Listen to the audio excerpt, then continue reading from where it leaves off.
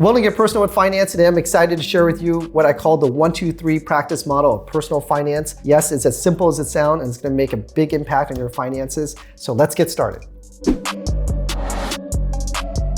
So I get asked a question a lot, how do I best manage my finances? How can I be on top of it? And questions surrounding just being in control of your own finances, right? And so this 1-2-3 model is very simple. It's just to get you to think in this manner of 1-2-3, right? First is make money, save, then spend. So make as much money as possible, save as much money as possible, then think about spending. So it's really that simple. So starting with number one, make as much money as possible with the skill sets that you have, right? So passive income, active income, multiple streams of income. That's really important. Now, after that, with the money that you make, it's about what? Saving. Number two is the essence of this practice model. I think where people go wrong is that after making money, they don't save, they just go directly to spending. So they go directly to number three. So number two is, again, you gotta save towards a goal, save towards something. Saving is about preparedness, right? Saving so you can prepare yourself for new opportunities. Saving also means that you're paying down debt. That is what the essence of number two is. Make money, bank it, save it, pay yourself first. And that's the first point, is that paying yourself is try to do it, 10 to 20% of your income religiously. I mean, you gotta have the discipline where you gotta make money, bank that amount, and then do whatever is left. It's a good way to build good habits, and it's a good way to build a solid foundation for you to then really later on invest your money and think about, putting your money at risk. Because I can tell you, it's absolutely really, really hard for novice or beginning investors, or they call themselves investors, or they're really gamblers. When they start putting money in the stock market, they're very emotionally unstable because they don't have enough savings, or they don't have a really good savings amount or good financial habits of saving. So when they start losing the value of whatever they invest in goes down in value, they start to freak out, and they're just not from a good mental, emotional standpoint, because they're thinking, oh my God, I barely have enough savings and I just lost $1,000, right? So that's not the position you want to be in. You want to make sure that you bank on solid savings. So when you invest your money, you're not as worried, and it doesn't bother you. So you can stick to your own plan in your investment thesis, or whatever whatever you invest in, you can have that strong conviction, right? So that's really, really important. The other point is part of,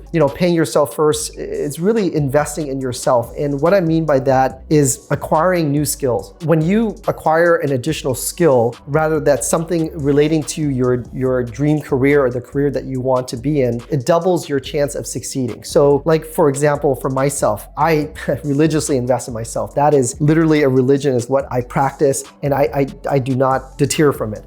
And so by investing myself, and you wonder why I have so many licenses, registration, right? And being a certified financial planner and being an enrolled agent as well too, and practice tax, is because I stack my knowledge on top of more knowledge, and license on top of license, and expertise on top of other expertise. So it puts me in a position where I'm valuable as a financial advisor, a financial planner, an investment advisor. I can offer a lot of solutions, and because of my understanding of real estate and risk management, I can offer my clients better solutions. And I can speak with them in terms that they can appreciate, and I can share experience with them, right? Because I built a business, they built a business. I own my own building, they've owned their own building. Things like that I can relate to. So it's absolutely essential. I look back at my personal development and how I invest in myself, is that I stack skills on top of skills, knowledge on top of knowledge, experiences on top of experience. And to couple all that, I invest in other people as well too, that I surround myself with, to really make me whole. It grounds me, and not just that, but it constantly challenges me to learn and to better myself. So that's what it's all about, is when we save and when we say that we're investing in ourselves, what that means is that we're bettering ourselves. That makes us more valuable, that makes us more effective. We make better decisions. So that is absolutely essential, that I think a lot of people forget, or they brush off, or they don't understand that saying when they say that I am investing in myself. Or when that person invests a lot in themselves, they now know what that means, right? And then lastly, again, save so we can invest in assets and equities, right? Assets, starting a side hustle, a business, whether that's active or passive. Let's say your friend comes to you and they need your help, but you say, hey, I don't have time, but I can give you $10,000 and I'll take a piece of equity in your business, or something like that. Or hey, I'll lend it to you and you pay me 12% interest. Or you can just invest passively by buying the S&P 500 index ETF, the SPY, SPY, and then just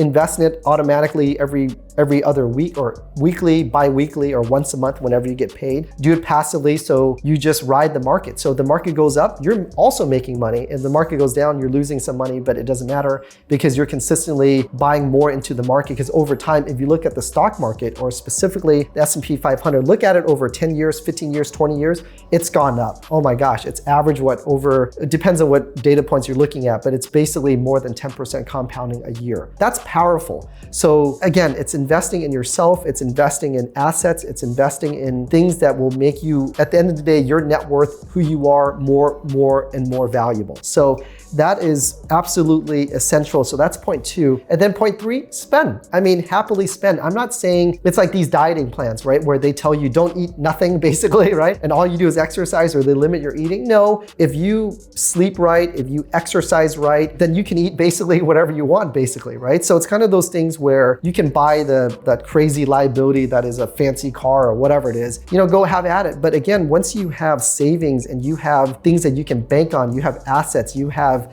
a high net worth, you're financially stable, you're secure because of your savings, you can then go out there and spend and not feel guilty, or do things that, that is a liability, right? And not feel bad about it. So the 1, 2, 3 model is really that simple, is just get in your mind that you got to make money, save, then spend.